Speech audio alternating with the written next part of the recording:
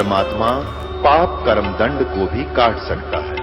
अभी तक जिस भी संत व महापुरुष से मिले उन्होंने यही बताया कि पाप कर्म फल भोगने से ही समाप्त होगा। वो प्रभु कौन है जो पाप कर्म को काट देता है, वो काल के बंधन से छुड़वा देता है।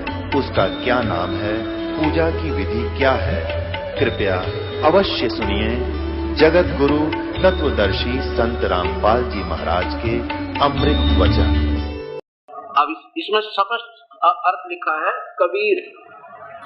अब इसको आप देखेंगे परिभाषा प्रभु की इस दास के द्वारा एक सब पवित्र शास्त्रों की मलाई निकाल कर इसमें फीड कर दिया है, जिसमें चारों वेदों के बहुत ही, वैसे तो सारे अच्छे श्लोक होते हैं, लेकिन जिससे हमें अपने परमात्मा की पहचान होगी उनको ही हमने ज्यादा लिया है, जिससे आपको विश्वास दृढ़ हो जाए कि वास्तव में ये परमात्मा कौन है, और इसका वेदों में भी प्रमाण है, तो फिर कसर नहीं,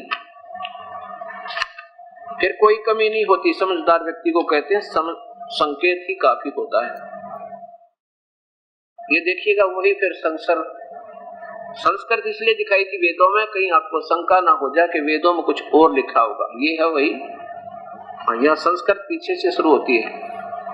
ये समीद अधय मनुष्यो दुरोण देवो देवान यज असी देवान यजसी जात वेद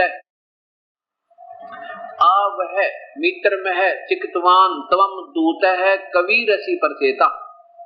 ये वही है। और आगे इसका संधि छेद करके सारे जोंके तो वर्णन किए हैं, यहाँ देखिएगा। समीद अधय मनुष्यो दुरेण देव है देवान यज असी जात वेद आ जय वह मित्र में है चिकितवान माने स्वस्थ बिल्कुल जिसमें कोई रोग ना हो, तवम मन स्वयं दूत है माने संदेश वाहक बनकर आने वाला, कबीर असी परचेता। अब कबीर असी माने है, परचेता माने परचेता यानी बोध कराने वाला। इसका अर्थ क्या है ये आपके सामने आ गया कि वर्तमान में जैसे अब ऐसे समय में परमात्मा मेहर बख्शता हमारे ऊपर कि जिस समय ये नादान संत अनजान लोग क्या करते हैं, आज अधः माने आज अर्थात वर्तमान में दूरों शरीर रूप महल में दुराचार पूर्वक मनुष्य माने झूठी पूजा में लीन मननशील व्यक्तियों को समीद लगाई हुई आग अर्थात शास्त्र विरुद्ध रहित वर्तमान पूजा जो हानिकारक होती है, उसके स्थान पर देवान देव देवताओं के देवता भगवानों के भगवान यानी कुल मालिक देवता जात वेद है पूर्ण परमात्मा सतपुरुष की वास्तविक यज्ञ माने पूजा असी माने है। अन्य देवताओं की पूजा के स्थान पर केवल एक ही पूर्ण परमात्मा यानी सब भगवानों के भगवान कुल मालिक की पूजा है। दयालु मित्र में माने जीव का वास्तविक साथी अर्थात पूर्ण परमात्मा के चकितवान समस्त ज्ञान अर्थात यथार्थ भक्ति को दूत संदेश वाक रूप में वह माने लेकर आने वाला, जय तथा परचेता माने बोध कराने वाला, त्वम माने आप, कबीर माने कबीर, असी माने है, वो कबीर परमेश्वर है सबको बोध कराने वाला। वेदों में नाम कबीर नाम लिखा परमेश्वर का। अब कहने का भाव ये है दास का कि जो शास्त्र को त्याग कर अपने वेदों में वर्णित विधि पूजा की उसको त्याग कर जो पूजा हम कर रहे हैं उसको लोक वेद कहते हैं और उसी को शास्त्र विरुद्ध बताया है। लोक वेद के आधार पर जो पूजा की जा रही है और शास्त्र के विरुद्ध है जो गीता और वेदों में प्रभु के पाने की विधि का अनुसरण नहीं किया जा रहा, उसको शास्त्र के विरुद्ध बताते हैं। और शास्त्र विधि को त्याग कर जो मनमानी पूजा करते हैं वो लोक वेद है। उस पूजा से ना तो परम सिद्धि हो ना परम गति और ना कोई सुख हो। और इन्हीं तीन कामों के लिए भक्ति करते हैं हम, तीन वस्तुओं के लिए हमारी सिद्धि हो यानी यहाँ पर हमारे कार्य सिद्ध हो और फिर हमारी परम गति हो, यहाँ से जन्म मरण का पीछा छूटे, 84 लाख योनियों का कष्ट ना आवे और सुख हो यानी हमारे जो है ना उस परमात्मा के लोक में पहुंचे जहां में फिर कोई कष्ट ना हो और यहाँ सांसारिक भी हमारा सुख हो, हमारे घर में लाभ धन में लाभ हो, परिवार में सुख रहे, इसलिए हम उस परमेश्वर की भक्ति करते हैं। लेकिन शास्त्र विधि होने से उसमें उसका कोई लाभ हमें नहीं मिलता। ये पवित्र शास्त्र गीता जी आपको प्रत्यक्ष वर्णन करेगा। ये श्रीमद् भगवत गीता, गीता प्रेस गोरखपुर, अध्याय नंबर 16 का श्लोक नंबर 23 देखो। श्लोक नंबर 23 है, जो व्यक्ति, जो साधक, जो पुरुष शास्त्र विधि को त्याग कर अपनी मनमानी, अपनी इच्छा से मनमाना आचरण करता है, अपनी मर्जी से पूजा करता है, वह न सिद्धि को प्राप्त होता है, न परम गति को, और न सुख कोई। हरिनी के लिए भक्ति करें। और यही गीता विरुद्ध जो शास्त्र हम कर रहे हैं, जो गीता जी में मना है, ऐसा करते हैं तो वो शास्त्र विरुद्ध है। और शास्त्र विरुद्ध करने से ये कोई लाभ नहीं। तो ये हम कर रहे थे। अब पता लगेगा, अब सत्संग सुनोगे तो ज्ञान होगा कि हम कौन सी पूजा कर रहे थे, जो शास्त्र विरुद्ध है या ठीक है। ठीक है तो करते रहो, और विरुद्ध है तो फिर ईशदास के पास नाम लेकर अपना सुचारू कर लो। आपको आप पता लग जाएगा। 4 दिन लगातार सत्संग जो पुण्यात्मा सुन लेगी, उसका कोई कसर नहीं रहेगी, वो पूर्ण उसको ज्ञान हो जाएगा।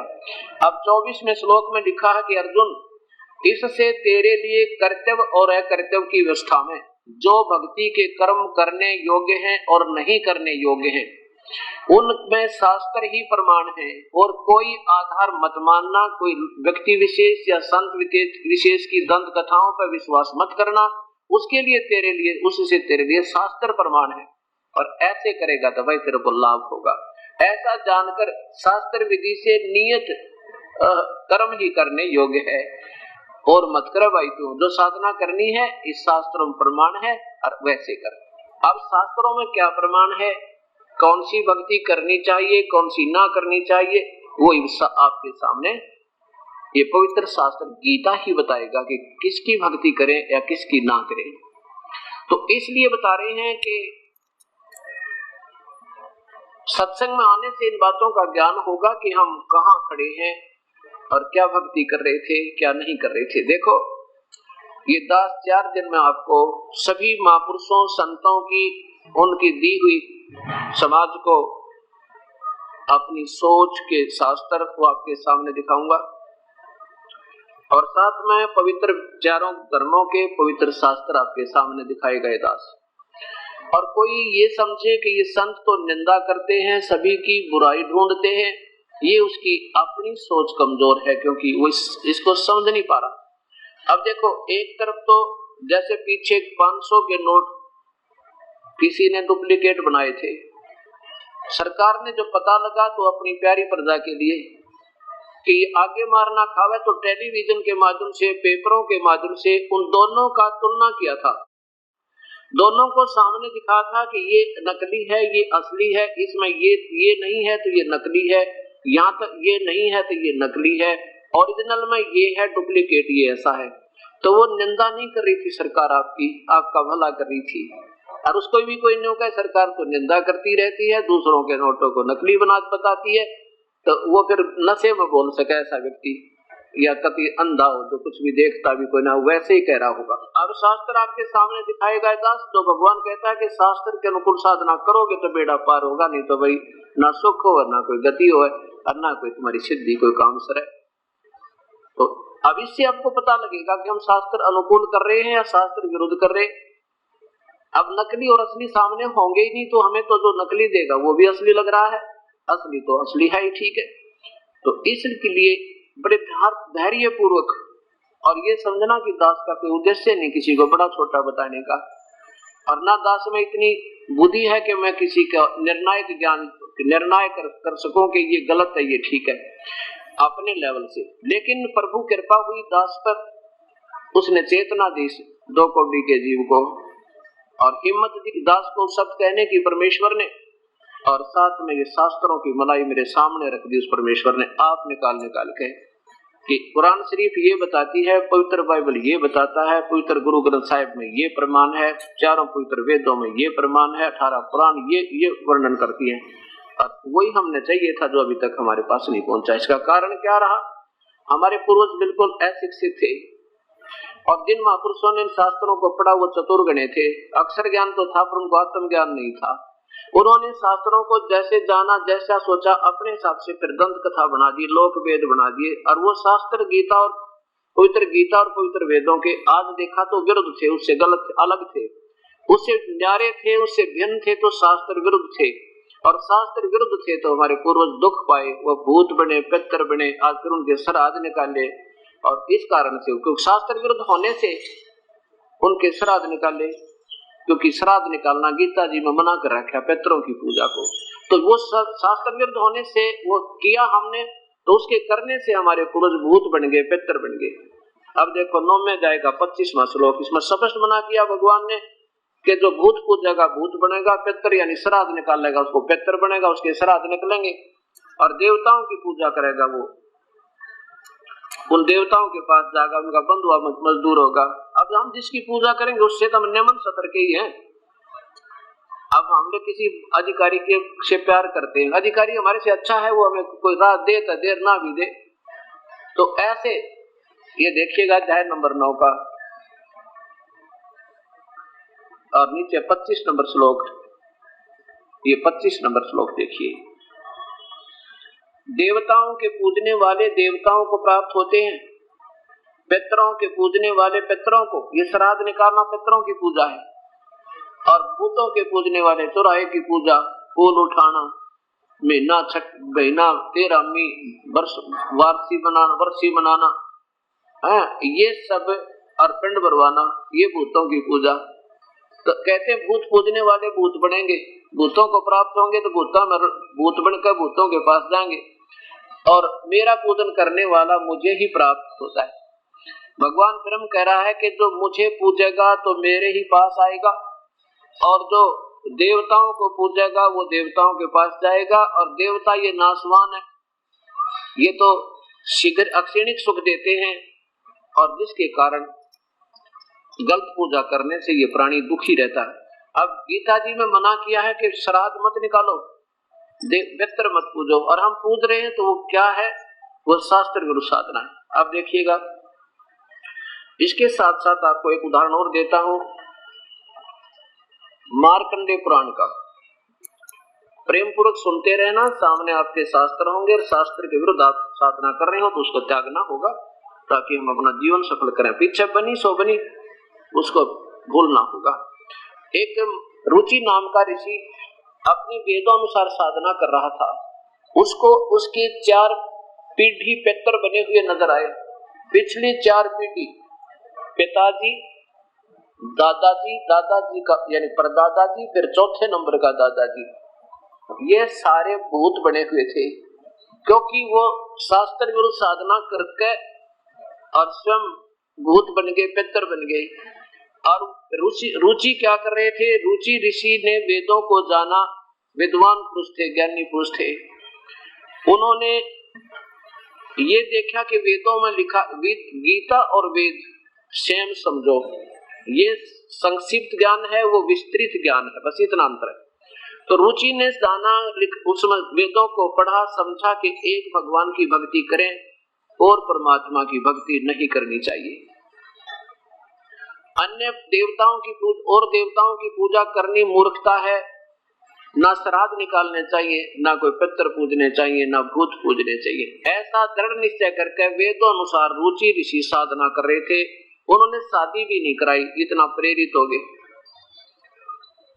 जब वो हो गए 40 वर्ष की आयु के रुचि ऋषि, तब उसको उसके 3-4 पीढ़ी पीछे के पितर दिखाई दिए, और पितरों ने कहा कि बेटा रुचि, तूने शादी क्यों नहीं कराई, शादी तो एक बहुत अच्छा पुण्य कर्म है, और फिर तूने शादी करा करके क्या करना चाहिए था, पितरों की पूजा करनी थी, हमारी पूजा करो, श्राद्ध निकालो, अतिथियों की पूजा करो, बड़ा पुण्य होता है। रुचि कहता है कि हे पितरमहो, वेद में इस पितर पूजा को, कर्म कांड को, श्राद्ध निकालने को मूर्खों की पूजा कहा, अज्ञानियों की, तो आप मुझे क्यों इस दुष्कर्म में लगा रहे हो। चारों पितर भी स्वीकार करते हैं, क्योंकि वह भी ब्राह्मण थे, विद्वान पुरुष थे, लेकिन उन्होंने वेद जरूर पढ़े पर साधना करी वही जो परंपरागत थी। गीता और वेदों के विरुद्ध किया, जिससे वो पितर बन गए।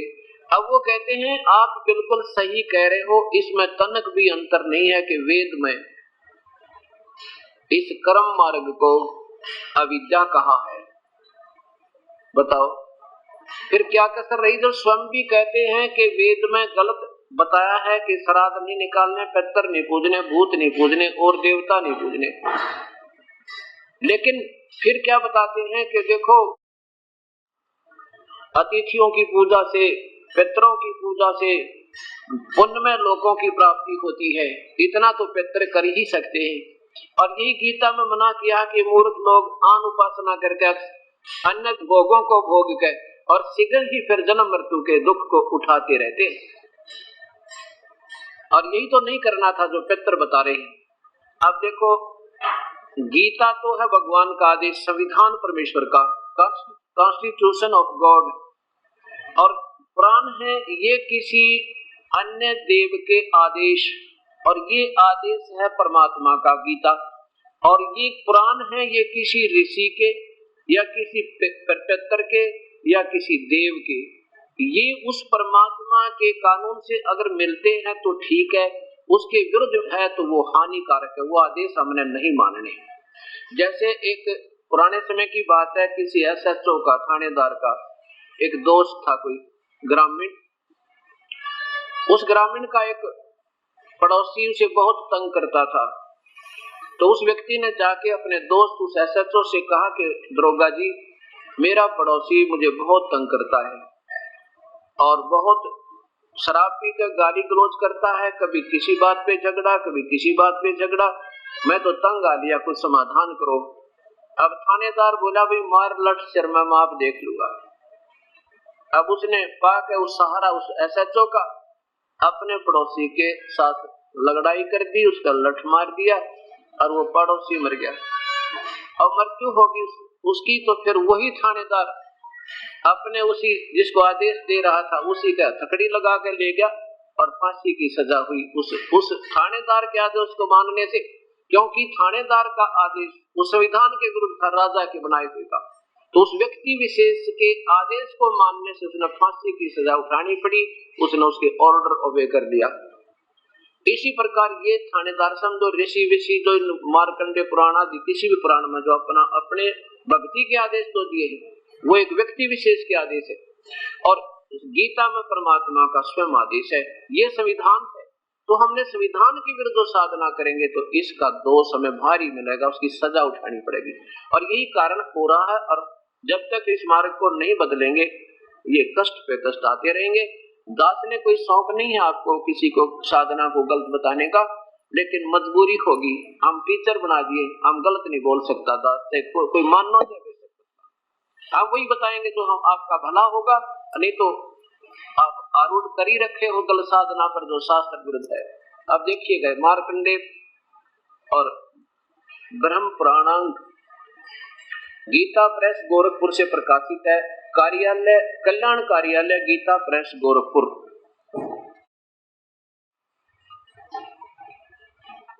ये देखो अंदर भी लिखा है मार्कंडे ब्रह्म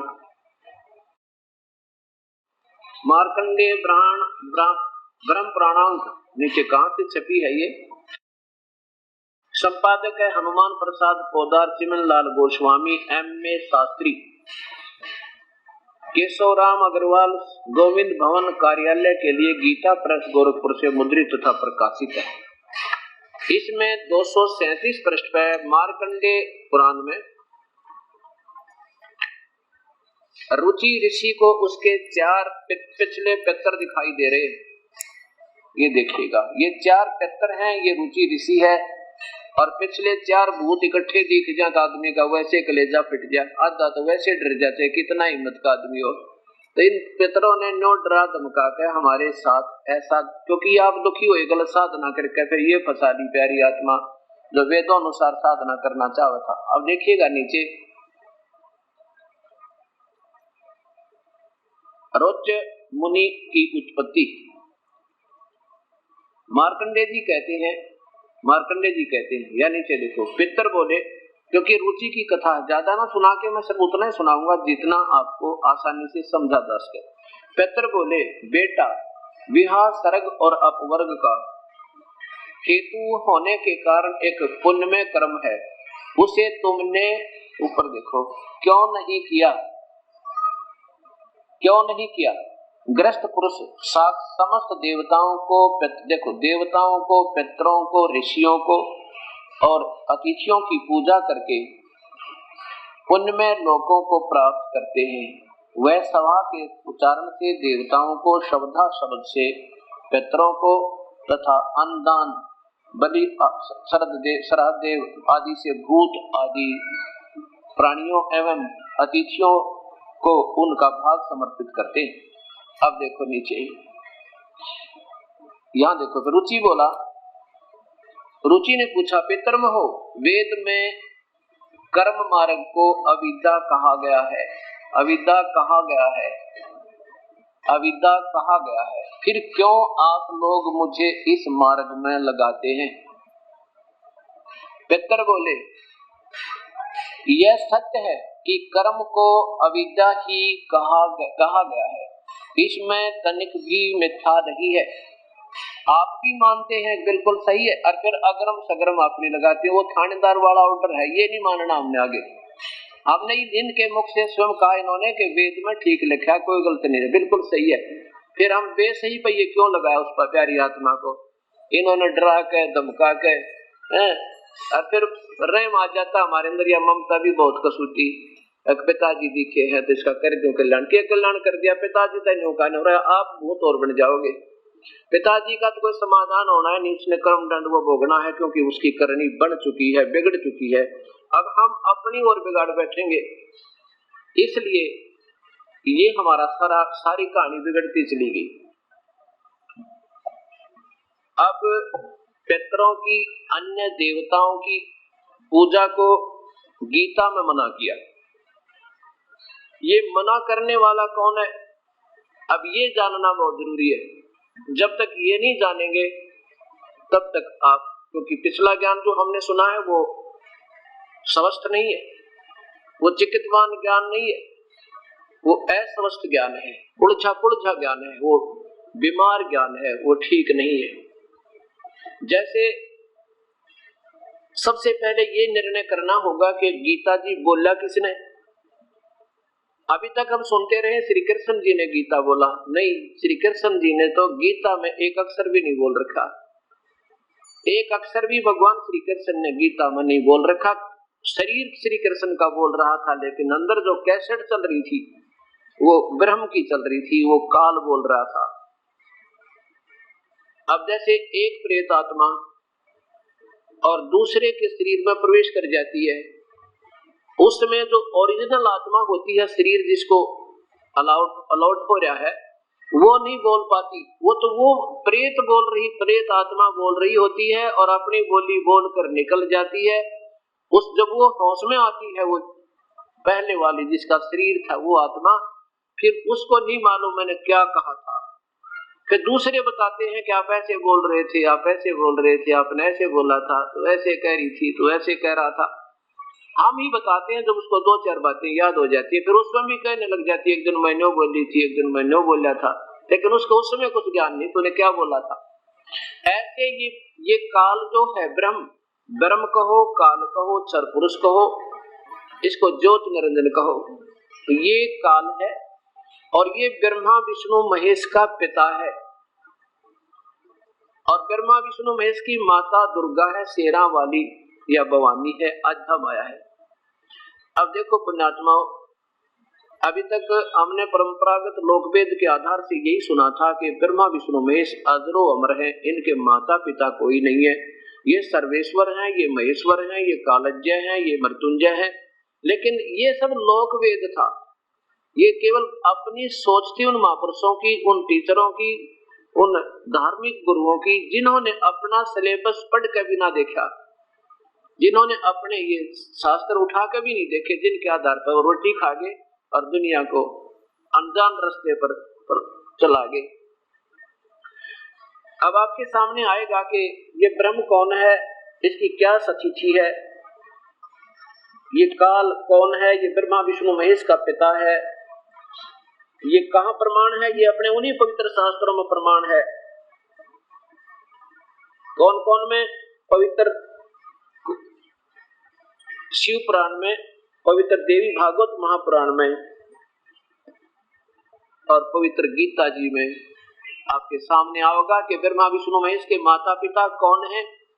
और ये अविनाशी नहीं है, ये तो नाशवान है। स्वयं स्वीकार करते अपने मुख से भगवान कि हम अविनाशी नहीं है। और ये ब्रह्म भी अविनाशी नहीं है, ये भी नाशवान है। अपने मुख से गीता में आपके सामने पेश होगा।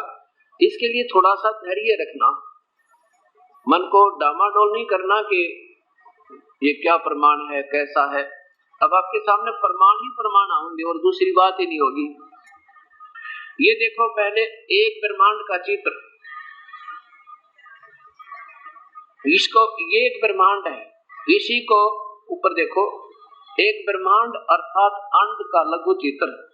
अब इसी को ब्रह्मांड कहते हैं, इसी को अंड भी। अंड इसलिए कहते हैं, ये अंडे आकार में इलिप्टिकल शेप है इसकी, ये सारे की। और पिंड इसको इसलिए कहते हैं कि इस मानव शरीर में केवल एक ब्रह्मांड की ही व्याख्या विवरण है। इसमें जो समाधिस्थ लोग होते हैं, चाहे वो मंडलों के राग सुने और चाहे अंदर का प्रकाश देखे, वो केवल इस एक ब्रह्मांड का ही देख सकते हैं, इससे बाहर का कुछ नहीं देख सकते वो। अब ये एक ब्रह्मांड है, इसमें क्या व्यवस्था है कि इसमें 7 तो ये नीचे के लोक हैं, ये अतल उतल तलातल, ये पाताल लोक में, और ये ऊपर फिर पृथ्वी लोक में और इस स्वर्ग लोक में। इन 3 लोकों में केवल जीव सतिथि है। और इन जीव सतिथि के कंट्रोलर कौन है? ब्रह्मा विष्णु और महेश। ये भगवान श्री विष्णु जी, ये भगवान ब्रह्मा जी, ये भगवान शिव जी। ये एक विभाग के मंत्री समझो एक प्रांत में। जैसे ये एक प्रांत है और इसमें ये ज्योति निरंजन मुख्यमंत्री है और इसके 3 ये मंत्री समझो एक विभाग के। और इन तीनों भगवानों की केवल इन 3 लोकों में एक विभाग पर प्रभुता है, बस इतने भगवान ये हैं जरूर। आगे देखो, अब ये ब्रह्मलोक है, ये ज्योति निरंजन काल ने, ब्रह्म ने अपना एक गुप्त स्थान बना रखा है। ये एक ब्रह्मलोक है और इसमें 3 एक ऐसे स्थान बनाए जैसे एक सतोगुण प्रधान क्षेत्र, एक तमोगुण प्रधान क्षेत्र, एक रजोगुण प्रधान क्षेत्र। जैसे एक मकान में 3 कमरे हों और एक कमरे में तो देश भक्तों की चित्र लगे हो, तो आपका मन में जब तक वहां रहेंगे एक विशेष देश भक्ति भरी रहेगी, आपका ऐसा गुण भर जाएगा। और जब हम जाएंगे दूसरे कमरे में जिसमें ऋषियों और महर्षियों के, संतों और भक्तों के चित्र लगे हों, तो आत्मा में परमात्मा की चाह तड़प बनी रहेगी, आपका ऐसा गुण भर जाएगा हमारे अंदर। और एक में लगे हों अश्लील फोटो, तो वहां जाने के बाद मन में वही तुच्छ विचार आने प्रारंभ हो जाएंगे। जब तक उनमें देखेंगे, देखते रहेंगे तो मन में मलिनता ही आएगी। ऐसे इन 3 स्थानों को उस ज्योत स्वरूप भगवान ने ऐसे गुण युक्त बनाकर, ये स्वयं ब्रह्म, ये काल महाविष्णु रूप में स्वयं यहाँ विराजमान होता है सतोगुण प्रधान क्षेत्र में, और अपनी पत्नी दुर्गा को यहाँ रखता है ये महालक्ष्मी रूप में। और फिर जब तमोगुण प्रधान क्षेत्र में ये स्वयं सदाशिव महाशिव आप होता है और अपनी पत्नी को ये महापार्वती रूप बनाकर वहां रखता है। और ये रजोगुण प्रधान क्षेत्र में ये स्वयं ही महाब्रह्मा रूप में होता है और अपनी पत्नी दुर्गा को ये महासावित्री रूप में रखता है। अब जब सबसे पहले यहाँ होते हैं तो ये दोनों के दोनों को निकाल, और ये दुर्गा या शेरावाली, इनके संयोग से जो पुत्र उत्पन्न होता है उसको ये रजोगुण बन जाता है। उत्पत्ति होते ही उसमें आपका गुण आ जाएंगे। अब जैसे किसी का पुत्र चोर बाप चोरी करे तो बच्चे में भी वो नेचुरल गुण हो जाते हैं। कोई शराब पीता है तो बाप बेटे में जरूर गुण आ जाएंगे, वैसे ही प्रकृति बन जाती है। तो यहाँ जो पुत्र उत्पन्न होता है उसका ये रजोगुण बना देते हैं, नाम ब्रह्मा रख देते हैं। यहाँ पर जब दूसरे नंबर का ये विष्णु लोक, ये यानी सतोगुण प्रधान क्षेत्र है, इसको वैकुंठ महावैकुंठ भी कहा है। और इसमें ये काल और दुर्गा दोनों रहती, यानी महाविष्णु और महालक्ष्मी रूप में ये दोनों रहते हैं, काल और दुर्गा। यहाँ जो पुत्र उत्पन्न होता है उसको ये सतोगुण बना देते हैं और इसको फिर बेहोश कर देते हैं, इसका नाम विष्णु रख देते हैं। फिर जब ये जवान होते हैं जब इनको जो होश में ला देते हैं।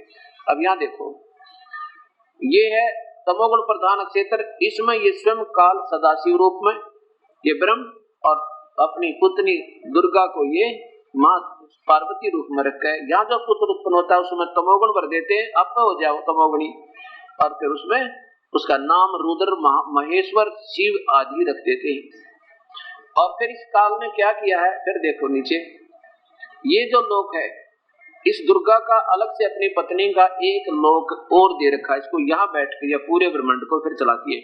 और ये काल जो है पूरा दिखाओ, ये काल जो है ये इसने ऐसा स्थान बना रखा है, यहाँ से एक बाउंड्री बना रखी है इन चारों तरफ से, इनके ये अभाव से नहीं दिखा पाए क्योंकि काफी समय कुछ दिखाना होता है। अब इसको दिखाएं तो इतना बड़ा चित्र अलग बनाना पड़ेगा। अब देखो यहाँ से इसने फिर बाउंड कर रखा है इसको अलग से, ये दुर्गा भी नहीं जा सकती इसकी शक्ति बिना। इस जब तीनों पुत्रों की उत्पत्ति कर देता है, इसको यहाँ छोड़ देता है, जब चाहता है ये ऊपर उसको उसी से में ले लेता है। और जब ये महास्वर्ग बना रखा है, ये पर्वत है, इस पे एक बहुत बड़ा पर्वत है, बहुत बड़ा, और इसके ऊपर इसने महास्वर्ग की रचना की हुई है। और इसी में आगे एकांत स्थान और बीच में एक पारट करके एक नकली सतलोक, डुप्लीकेट अगमलोक, अलखलोक और डुप्लीकेट अगमलोक और डुप्लीकेट अनामी लोक की रचना इस काल ने करवा रखी अपनी प्रकृति दुर्गा से। और ऐसा ये सब जीवों को जाल में धोखे में डाले हुए है। अब देखो इसका प्रमाण। अब ये क्या बताना चाहता दास आपको कि ये एक ब्रह्मांड हुआ और इस ब्रह्मांड में केवल फिर ये जब तीनों पुत्र जवान हो जाते हैं इनकी शादी कर देते हैं। एक एक लड़की समुद्र मंथन में निकलती है और बड़ी का नाम सावित्री, वो ब्रह्मा से शादी कर देते हैं। ये दिखाऊंगा आपको शिव इसमें दुर्गा पुराण में। और दूसरी का नाम लक्ष्मी और तीसरी का ये पार्वती रखकर तीनों की शादी करके फिर यहाँ छोड़ देते हैं। और यहाँ से फिर इनको आदेश देते हैं अपनी गुप्त वाणी से, गुप्त अंदर प्रवेश करके या आकाशवाणी करके इन तीनों लोगों का ये कंट्रोलर बना दिए। ब्रह्मा हमारी उत्पत्ति करावा जीवों की, ये गुण है इसमें रजोगुण, यानी हमारे अंदर एक विशेष वासना पैदा करके बाई फोर्स बच्चों की उत्पत्ति करवाई जाती है। और दूसरे भगवान विष्णु है, ये हमारे एक दूसरे में मोह ममता इतना जबरदस्त हो जाता है, जैसे शराबी शराब पी ले उसके बस की बात नहीं कि वो ठीक ढंग से चल रहा है या कोई गलत मतलब जैसे तुतला कर बोलेगा, लड़खड़ा कर चलेगा या कितना गिर जाएगा कुर्डियों पे गंदे स्थान पे, तो उस जब तक वो नशा रहेगा उसके बस की बात नहीं, चाहे कितना सावधान होकर चल ले वो गिरेगा। ऐसे ही हमारे ऊपर ये प्रभाव है, हम कितने ही होशियार हो लें, कितना ज्ञान हो ले, पर ममता हमारे अंदर से हटा नहीं। जैसे संपत्ति और संतान की, बहन और भाई की, पति और पत्नी का अंतिम सांस तक मोह बना रहता है, चाहे मरता तड़के जहां पर आस्था नहीं हट सकती। ये इस सतोगुण का प्रभाव है, दबाव है, जिससे हमारे अंदर सखीथी बनी रहती है, इसको सखीथी कहते हैं। और तीसरे भगवान शंकर, ये आपको सर्वविदित है, ये संहार करने का महकमा, हमारी मृत्यु करता है, हमें मार डालता है, बेटा मरो चाहे बेटी, ये इनका गुण है। अब ये एक ब्रह्मांड हुआ, इसमें ये धर्मराज का लोक भी है और ये पूर्ण परमात्मा। यहाँ एक ऐसी बाउंड्री है जहां पर इस परमेश्वर का स्थान है, ना ये ब्रह्म जा सकता ना यहाँ के कोई देव जा सकते, वहां केवल ये परमेश्वर और इस परमेश्वर की प्यारी आत्मा वो रहती है। ये ऐसे यहाँ पर ऐसा है, तो यहाँ बाउंड्री है इसकी अलग से। तो ये परमात्मा यहाँ गुप्त, इनको सबको मालूम है कि परम शक्ति ऊपर बैठी है, तब ये अपना न्याय ठीक करे, नहीं तो ये काल जो है डगमग कर दे, सारे बीमारी सारे काम बिगाड़ दे। तो ऐसे ये एक ब्रह्मांड है, ये परमात्मा अन्य रूप में रहता है यहाँ पर अपनी शक्ति बनाकर। एक सिद्धि है जो बहुत चोले बना दे, बहुत शरीर बना दे। जैसे सूर्य को आप कहीं देख लो वही दिखाई देगा, मद्रास में देख रहे हो वो सोचा हमारे साथ है, हम देख रहे हमारे साथ। ये परमेश्वर पूर्ण ब्रह्म इतनी ऊंचाई पर है उस लोक में कि उनको यहाँ बैठा दिखाई देता, नजर आता है इन सबको, ऐसा सब समझो। और इसका विशेष स्थान भी यहाँ पर है जहाँ से इसका ये सब व्यवस्था कर रहा है। अब ये तो आपने एक ब्रह्मांड देखा, ज्योत निरंजन भगवान के ऐसे 21 ब्रह्मांड है। ये देखिएगा, ये ज्योत निरंजन काल ब्रह्म के 21 ब्रह्मांड का लघु चित्र। केवल 21 ब्रह्मांड का राम भगवान ये काल है, ब्रह्म है, ज्योत निरंजन है। इसमें देखिएगा ये नीचे 20 ब्रह्मांड तो नीचे है, ये भी अंडाकार है, एलिप्टिकल शेप है इनकी, इन सभी महाब्रह्मांडों की भी, ब्रह्मांडों की भी। अब इसमें क्या लिखा है, आपने जो एक ब्रह्मांड अभी देखा था, ये कोई भी एक समझो, इन सब में सिमिलर एक जैसी ही व्यवस्था है। तो ये ऐसे ऐसे 5 ब्रह्मांडों का एक ग्रुप बनाकर एक महाब्रह्मांड बना दिया। ये 4 महाब्रह्मांड हो गए और 20 ब्रह्मांड हो गए, एक एक में 5, 20 ब्रह्मांड हो गए और 21 में ये जो स्थान है एक महाब्रह्मांड के तुल्य है। ये एक महाब्रह्मांड है, ये स्थान समझो। ये चित्र इसलिए खुले बनाने के लिए ये सारे विस्तार से बनाने पड़ रहे हैं स्थान भाव से। तो यहाँ फिर एक इसने काल ने, ये है वो इसका अपना निज स्थान, जहाँ ये वास्तविक उस रूप में रहता जो श्री कृष्ण जी को दर्शन दिए थे। मैं काल हूँ अर्जुन, और मैं कभी किसी के सामने प्रकट नहीं होता। इसने कसम खा रखी है कि मैं जैसा मैं हूँ एज इट इज, कभी मुझे कोई नहीं देख पाएगा, मैं कभी दर्शन नहीं दूंगा। और ये आकार में है मनुष्य जैसा है, इसका तेजो में शरीर है और इसका मानव जैसा शरीर है, लेकिन इसका शरीर जो इसका फेस है वो थोड़ा भयंकर डरावना सा है, ओछा माथा है और इसके लंबे दांत हैं, आगे के 2 दांत काफी लंबे हैं। और कहता है ये, और जब ये इसमें एक सिद्धि होती है, जैसे विराट रूप दिखा देना, ये सिद्धि होती है। ये ऐसा भी बना सकता है, 1000 भुजा है इसकी, 1000 भुजा तक ये बना सकता है और 2 में भी रह सकता है। जैसे ब्रह्मा विष्णु महेश की 1000 भुजाएं हैं और ये 2 में भी आ सकते हैं। अब देखिएगा, अब इस ऊपर वाले अपने लोक में इसने एक और कमाल कर रखा है, ये नकली 4 लोक फिर बना दिए इसी अपनी दुर्गा से कंस्ट्रक्शन करवा दी। जैसे नकली सतलोक और नकली अलखलोक, डुप्लीकेट अगमलोक और डुप्लीकेट अनामी लोक। कि इसको मालूम था कि कलयुग में कबीर परमेश्वर आएगा या अपना कोई संदेश वाहक भेजेगा, वो सत्ज्ञान देंगे। उससे पहले इसने कहा था कि मैं 12 नकली पंथ पर चला दूंगा और सभी जीवों को इस नकली सतलोक, अगमलोक, अलखलोक की महिमा सुना कर मूर्ख बना दूंगा। और जब तेरा संदेश वाहक आएगा तो वो पहले ही गलत ज्ञान पर इतने आधारित हो जाएंगे कि कई मानने भी को नहीं कहते हैं। और ऐसा बने, कबीर साहब कह रहे थे कि मैं सब जानता हूँ, कैसे मैं अपनी प्यारी आत्माओं को शरण मलूंगा। तो यहाँ ये काल का एक स्थान है जिस पर तपस्या बनी हुई है, ये 21वें ब्रह्मांड में। और यहाँ ये 1 लाख जीवों का रोज आहार करता है, मानव शरीरधारियों का, स्त्री या पुरुष, बालक या बच्चे। इसने तो हमें अपनी खेती बना रखी है और यहाँ सबका 1 लाख का आहार करता है। किसी का बेटा मरेगा आज, किसी की बेटी मर जाएगी और कल ना जाने कितने परिवारों का विनाश हो लिया। कोई टक्कर मार रहे हैं, रो रहे हैं, किसी का रोटी नहीं बन रही, बेचारे उनका कोई हाहाकार मची हुई 1 लाख पर। अब देखिएगा, अभी आपने ज्योत निरंजन ब्रह्म के 21 ब्रह्मांड देखी थी और एक ब्रह्मांड की भी विस्तृत व्याख्या देखी थी। और अब देखिएगा ये पूरे सभी ब्रह्मांडों का एक पूर्ण चित्र। ये ऊपर वास्तविक अनामी लोक, वास्तविक आगम लोक, वास्तविक अलख लोक, ये केवल हिंट है। इनकी बनाया जाए तो चित्र अलग से बनेगा, लेकिन हमने सतलोक तक पहुंचने की चेष्टा करनी है। ऊपर जाने के लिए फिर यहाँ प्रयत्न होगा। यहाँ से अगम अनामी अलख लोक की बात भूल जाना। यहाँ से तो केवल हमने सतलोक पहुंचना है। सतलोक के बाद यहाँ जाके आपने सोचना है कि आगे कौन से लोक में जाना चाहते हो या यही रहना। यहाँ कोई कष्ट नहीं है और यहाँ जाने के बाद आपकी फिर अपस्थिति कैसी होगी।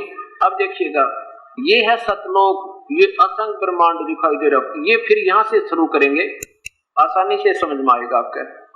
ये एक 21 ब्रह्मांड ज्योत निरंजन ब्रह्म के, और जिसमें ये एक ब्रह्मांड स्पष्ट नजर आ रहा है। समझो ये इसमें एक विभागीय मंत्री है, समझो ब्रह्मा विष्णु और महेश एक ब्रह्मांड में।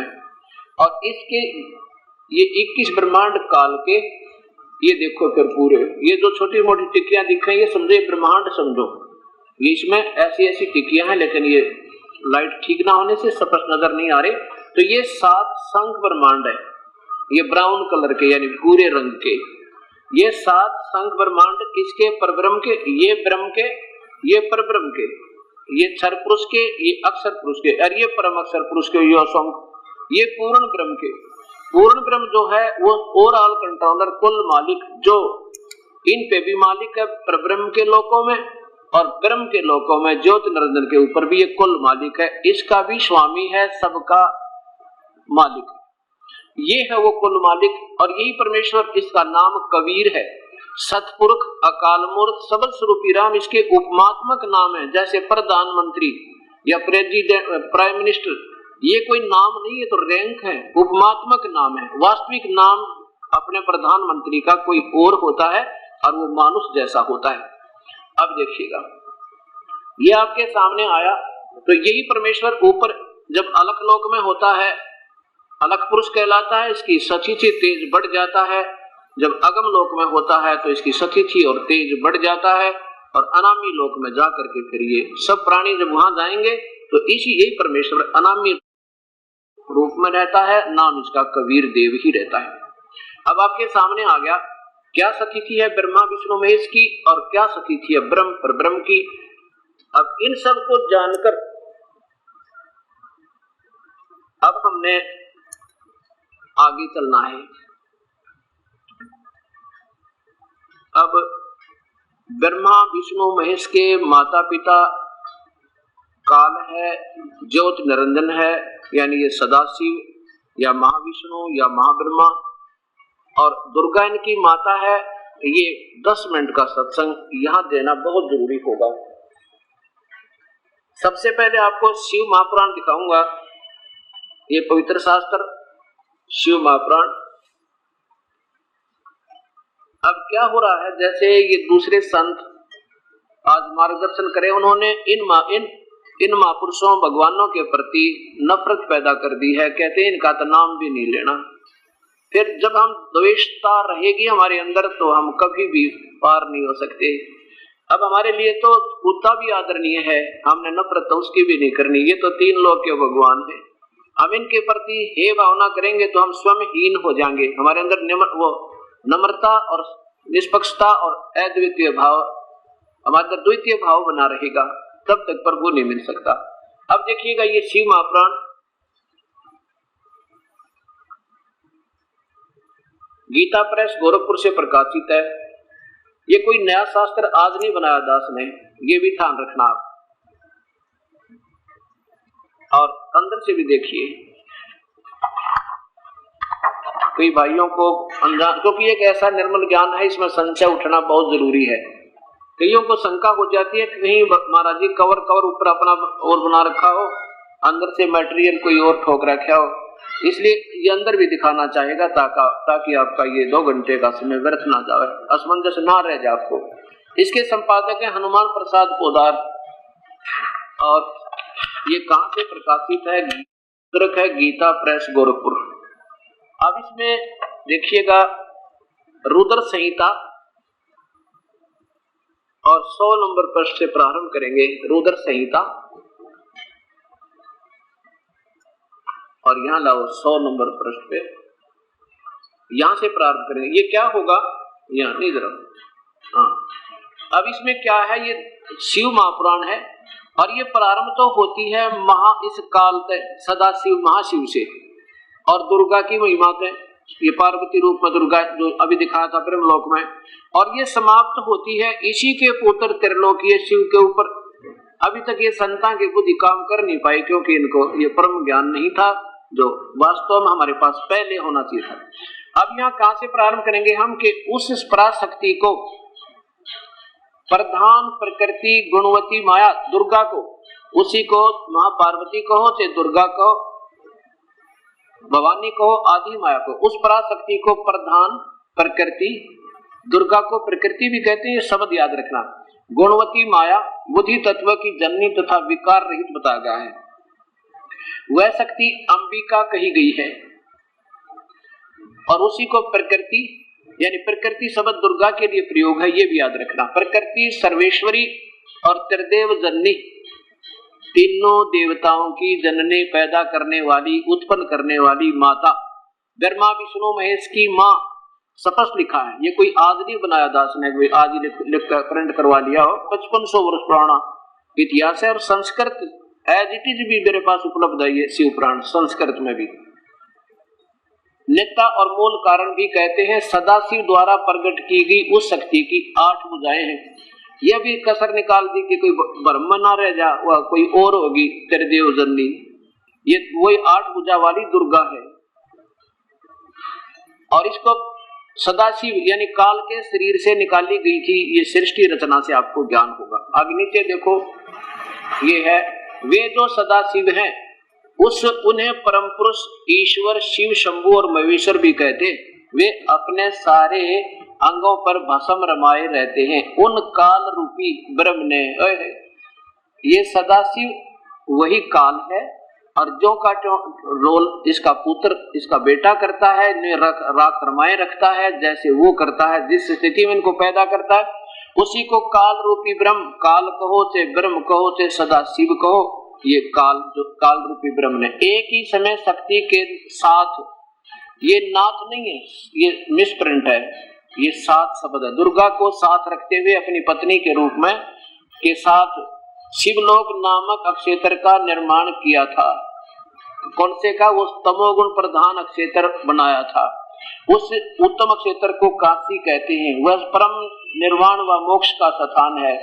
वे दोनों प्रिया माने पत्नी और प्रियतम माने, ये प्रिय और प्रियतम रूप में पति पत्नी के रूप में शक्ति और शिव, ये काल और दुर्गा नित्य निवास करते हैं। काशीपुरी परमानंद रूपणी है। ये शिव और शिवा ने यानी प्रलय काल में भी कभी उसको अपने क्षेत्र के सानिध्य से मुक्त नहीं किया। नीचे देखो, देवर से एक समय उस आनंद वन में, कौन? ब्रह्मा बोल रहा है। ब्रह्मा जी बता रहे हैं अपने पुत्र नारद को। उस समय देवर से एक समय उस आनंद वन में रमण करते हुए शिवा और शिव के मन में इच्छा हुई कि किसी और पुत्र की उत्पत्ति की जावे और पुरुष की उत्पत्ति सृष्टि की करनी चाहिए, उत्पत्ति करनी चाहिए। ये सोच करना देखो, ऐसा निश्चय करके शक्ति सहित सर्वव्यापी परमेश्वर शिव ने अपने भाग के 10वें अंग पर अमृत मत दिया, अर्थात पति पत्नी व्यवहार से किया। तो फिर वहां से एक पुरुष प्रकट हुआ, एक बेटा पैदा हो गया। उसका नाम क्या रखा? ये देखो, शिव ने कहा, इस काल ने कहा, सदाशिव ब्रह्म ने कहा, काल ने कहा, वत्स पुत्र व्यापक होने के कारण तुम्हारा विष्णु नाम विख्यात हुआ। विष्णु जी की उत्पत्ति काल से और दुर्गा से सिद्ध होगी। आगे देखो, फिर ब्रह्मा जी कह रहे हैं अपने बेटे नारद ने, तत्पश्चात कल्याणकारी परमेश्वर सांब सदाशिव ने जैसे विष्णु को दोनों के सहयोग से विष्णु उत्पन्न किया था, मुझे भी अपने दाहिने अंग से उत्पन्न कर दिया, अर्थात मेरा भी जन्म उन्हीं से हुआ। अब दो भगवानों की, ब्रह्मा और विष्णु की उत्पत्ति किससे? काल से होगी। सदाशिव कहो, काल कहो, इसे ज्योति निरंजन कहो, ब्रह्म कहो। अब ये असमंजस में पड़ गया लेखक कि भाई शिव से शिव की उत्पत्ति लिखूं तो जची नहीं, क्योंकि इनको आप ज्ञान नहीं था। तो यहाँ गोलमोल करके ये आगे चले। अब 9वें अध्याय में फिर देखो स्पष्ट वर्णन हो गया कि ये 3 तो अलग हैं, ये चौथा इनका पिता अलग है। अध्याय नंबर 9 में यही रुद्र संहिता चल रही है। अध्याय नंबर 9 है ये, और ये यहाँ समाप्त होता है। इसके ऊपर का विवरण है। इस प्रकार ब्रह्मा विष्णु और रुद्र इन 3 देवताओं में गुण है।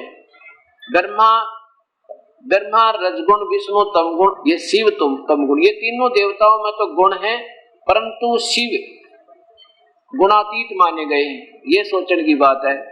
ये चौथा शिव कौन है फिर? ये शिव काल है, ब्रह्म है जो इनका पिता है। 4 हो गए। इस प्रकार ब्रह्मा विष्णु रुद्र इन तीनों देवताओं में तो गुण है, परंतु शिव गुणातीत कहे गए हैं। ये चौथा इनका पिता इन दिन तो दूर रहता है। इनको गुण युक्त करके ये चुप हो गया, एकांत में जा बैठा। ये अब जैसे मिर्च बना दी, अब मिर्च का क्या दोष है? अब वो तो मुंह जलाएगा उसका, वो तो गुण हो गया उसमें मुंह जलाने का। अब जैसे इन तीनों भगवानों को पैदा करके इनको भेज दिया एक एक लोक में। अब जैसे किसी मकान में 3 कमरे हो, किसी मकान में जैसे रसोई के अंदर छौंक लगा मिर्चों का, और उसकी जो है ना तीसरे कमरे में छीकम छीक हो रहे बैठे हुए। अब मूल वस्तु तो रसोई में और गुण पहुंच गया तीसरे कमरे में, उसका वहां मूल वस्तु का इफेक्ट उस तीसरे रूम में जाकर थर्ड रूम में, और वो इफेक्ट कर दिया जो मिर्च का होता है। ऐसे ही भगवान अपने मूल स्थान पर है, अपने इनमें रहते हैं तीनों लोकों में, और वहां से उनकी रेंज है जैसे मोबाइल की रेंज होती है। इनकी तीनों गुणों की तीनों लोकों में अपने अपने हिसाब की रेंज है। जैसे जो से भी कंपनी का मोबाइल फोन लोगे उसकी अपनी अपनी रेंज न्यारी न्यारी पाओगे, उसी क्षेत्र में हर एक में उनकी अलग होगी। ऐसे ही समझो। अब इसका प्रमाण आपको कि ब्रह्मा विष्णु महेश की माता दुर्गा है, ये और प्रमाण देता हूं। उसके बाद आज की ये तो भूमिका बने से सत्य ज्ञान को समझाने की इन प्यारी आत्माओं को, अगर ये ना समझाऊं तो आपको कुछ भी समझ में ना आवे और आपका मन दुखी रहे कि आए थे सत्संग में और लग गए उठपटांग सुन। क्योंकि देखो बजले रे भगवान तेरे काम आओगे, ये तो आपको ज्ञान ही है। इतना तो आपके हृदय में तड़प है कि भी भगवान के भजन बिना जीव का मनुष्य जीवन व्यर्थ है, और उसी के लिए तो आप ट्राई कर ही रहे हो, संतों के सत्संग भी सुन रहे हो, कि कोई भक्ति भी कर रहे हो कहीं न कहीं जा पर। लेकिन पहले हम ये देखेंगे कि जिस स्थान पर हमने पहुंचना है ये हमारा रास्ता ठीक है कि नहीं, तभी तो सफर करने का अच्छा लगे। और जब तक हमें ये नहीं मालूम ये रिश्ता हम चल रहे हैं और फिर भाग रहे स्पीड तो उसका क्या फायदा, वो व्यर्थ है। पहले तो आज 4 दिन के सत्संग में ये निर्णय होगा कि हमारी दिशा भी ठीक है कि नहीं है, वो नक्शा है सही कि नहीं, जिस रास्ते हमने जाना था। तो ये पवित्र शास्त्र आपके सामने मैप समझो, ये मैप बना रखे हैं, इन मैप के आधार पर चलना हमने। अगर उस तरह चल रहे हैं तो बहुत अच्छा, बहुत ही अच्छा लग चलते रहना, और आपको ये पता भी लग जाएगा कि रास्ता नहीं हमारा, फिर उससे वापस हो लेना समझदारी होती है। उस पर एक अनाड़ीपना करना नहीं, हम तो इस पर जाएंगे, गुरु जी ने बता रखे। अब देखो चारों इन शास्त्रों से ज्यादा कोई गुरु जी नहीं जान सकते, ये उनकी भूल है। क्योंकि वेद भगवान ने बोले, गीता भगवान ने बोली, और भगवान जैसे मैं रोहतक रहता हूँ मान ले क्रोथा आश्रम में, और कोई मेरे से पूछे महाराष्ट्र से गए हुए हो कि आप कहां से आए हो, तो क्रोथा आश्रम का जो एड्रेस मैं दे दूंगा, आम व्यक्ति नहीं दे सकता, महाराष्ट्र वाला से वो कितनी बात बनावे, तो मैं अपना पूर्ण विवरण दूंगा कि वहां से यहाँ से वहां चलना, वहां से वो फिर दिल्ली पहुंचना, दिल्ली से रोहतक जाना, रोहतक जाते समय रास्ते में कई स्टेशन आओगे, बहादुरगढ़ आएगा, फिर सांपला आएगा, वही फिर वो अपना रोहतक आएगा, रोहतक से फिर क्रोथा आओगे। तो वो मैप बना के मैं दे आया, आपने तो उस पर चलना था, अनुभव नहीं बनाने थे अलग से। अब वहां से कोई चल पड़ा और वो दूसरी दिशा में चला गया और पहुंच गया किधर मद्रास में, महाराष्ट्र से मद्रास पहुंच गया, वहां अनुभव बनाता, कहता मैं दिल्ली पहुंच चुका हूँ, क्रोथा पहुंच चुका हूँ। भाई क्रोथा का रास्ता तो कोई ना, जो से स्टेशन आप बता रहे क्रोथे वाले मार्ग में है नहीं, क्योंकि ये मैप सामने रहा। तो वो जो उसने अपनी सोच के गलत स्थान को गलत बता के अपनी सोच के शास्त्र बना दिए, वो गलत है। अगर वो उस मैप से नहीं बनते, क्योंकि जैसे कबीर परमेश्वर आए और अपने सतलोक की वो मैप बना गए अपनी पवित्र वाणी तय कि ऐसा करना, आगे ऐसे आना, वहां से त्रिकुटी पे आना, त्रिकुटी से पहले तो अपने यहाँ से नीचे के इन कमलों में से आना, और फिर वहां मैं ऐसा तिथि करूंगा आपके लिए, फिर परब्रह्म और परब्रह्म के लोक को छोड़कर और फिर सतलोक पहुंच जाना। अब उससे अलग कोई अनुभव बना, वो गलत बना रहा है, क्योंकि उस मैप से नहीं मिलता, तो वो मार्ग ठीक नहीं है जो मैप भगवान खुद बना के देंगे। ऐसे गीता जी में ब्रह्म ने अपने तक के पाने की श्रेष्ठ विधि लिखी है, और इससे अलग कोई अपने अनुभव बनाए बैठा है। ये उपनिषद क्या है?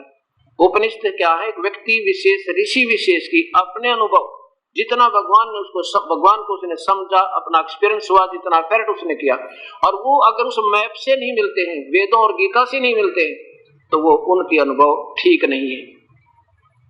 जैसे सत्कार प्रकाश है, और ये महर्षि दानंद जी की तरफ से उपनिषद हो गया, और इन्होंने जितना जैसा भगवान को अपनी सोच से जाना, अनुभव से, और वो अगर वेदों से ये नहीं मिल पा रहा पूरा, तो ये उनकी अपनी सोच है, लेकिन उस मैप से नहीं मिलता है, तो ये दिशा गलत है। ऐसे ही जो उपनिषद क्या चीज होती है, यही होते हैं। जैसे एक व्यक्ति विशेष का अपना अनुभव, जैसे दास ने सभी महापुरुषों के जो आज वर्तमान में लाखों और करोड़ों की संख्या में शिष्य बनाए हुए, वो महिमा तो गाते हैं सतलोक की, और मार्ग में स्टेशन बताते हैं गलत, दूसरे बता रहे हैं। तो इससे दास को चिंता हुई कि ये तो इस मैप से नहीं मिल रहे, जो परमात्मा ने स्वयं आकर बताए, परमेश्वर सतपुरुष ने, पूर्ण परमात्मा ने, कबीर साहब ने 600 साल से पहले कोई भी दिखा दो सतपुरुष या सतलोक की महिमा बताने वाला, एक अक्षर दिखा दो किताब, क्योंकि वो परमेश्वर स्वयं आए थे, उन्होंने अपना मार्ग आपको बता के चले गए। और ये चारों वेद गवा दे और उस पर पवित्र परमेश्वर की अपनी वाणी गवा दे। और जिन महापुरुषों ने, जिस पुण्य आत्मा ने परमात्मा को सतलोक देखा और साथ में यहाँ काशी में जुल्हे का काम करते हुए भी देखा, उन्होंने गवाही दी इसकी। तो उन पवित्र आत्माओं के जैसे गुरु नानक देव जी, आदरणीय गुरु नानक देव जी, आदरणीय गरीबदास जी, आदरणीय धर्मदास जी, आदरणीय दादू साहब जी, आदरणीय रामानंद जी, आदरणीय श्री मुल्कदास जी, इन महापुरुषों के, 6 महापुरुषों के कति प्रत्यक्ष प्रमाण और सेम टू सेम उस परमेश्वर के पाने की विधि और वो रास्ता यानी मार्ग सही मिलता है। तो ऐसा वो ठीक है। उन्होंने अनुभव नहीं, उन्होंने यही बताया कि परमात्मा के पाने का यही तरीका है, और उस मूल शास्त्र से मिलते हैं, वेदों से मिलते हैं और पवित्र गीता जी से मिलते हैं। तो फिर कोई शंका नहीं रही। और इसे विरुद्ध वो बता रहे उन अन्य संतों के इनसे बिल्कुल विपरीत है, एक भी सटैप भी नहीं मिलता। तो इसलिए वो शास्त्र के विरुद्ध है और उस परमात्मा के जाने वाला मार्ग नहीं है।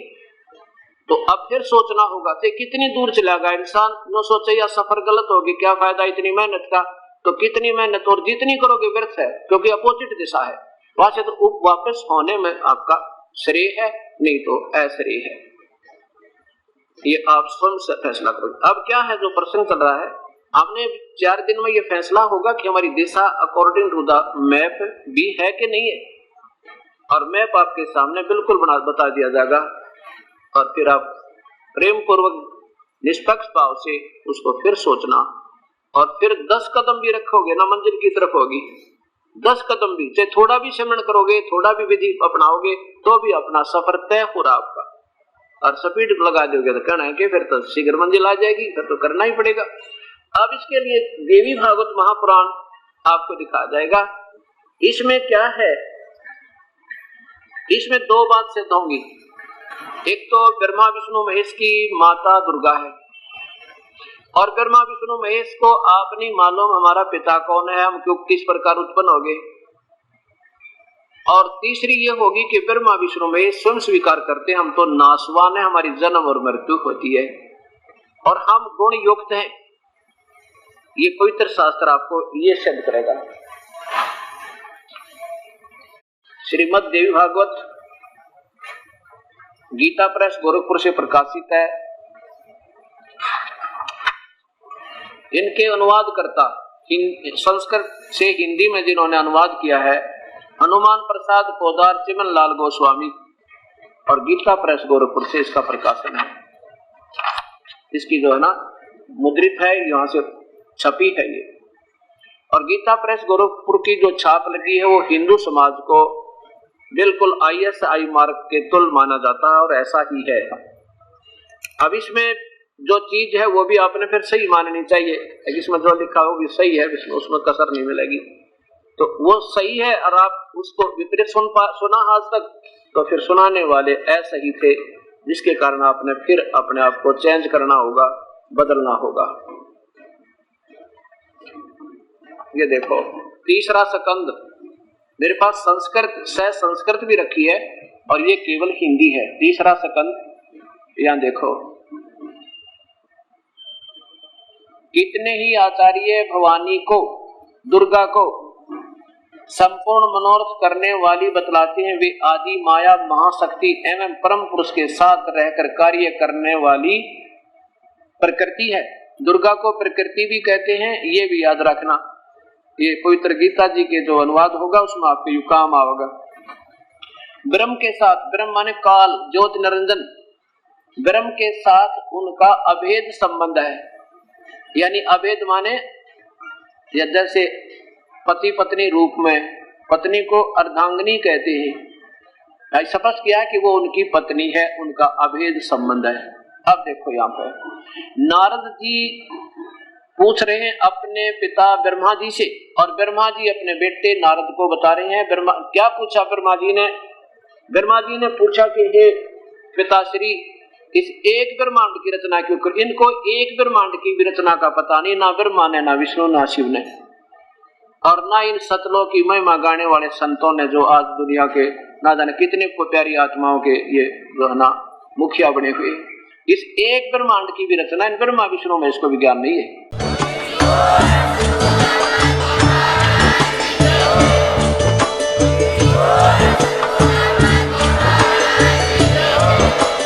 आप सुन रहे थे जगत गुरु तत्वदर्शी संत रामपाल जी महाराज जी के मंगल प्रवचन। अधिक जानकारी के लिए विजिट कीजिए हमारी वेबसाइट www.jagatgururampalji.org। संत रामपाल जी महाराज जी के शुभ आशीर्वाद से पूरे विश्व भर में 500 से भी ज्यादा नाम दीक्षा केंद्र हैं, जिन पर संत रामपाल जी महाराज जी द्वारा ऑनलाइन निशुल्क नाम दीक्षा दी जा रही है। अपने नजदीकी नाम दीक्षा केंद्र का पता करने के लिए संपर्क करें 8222880541।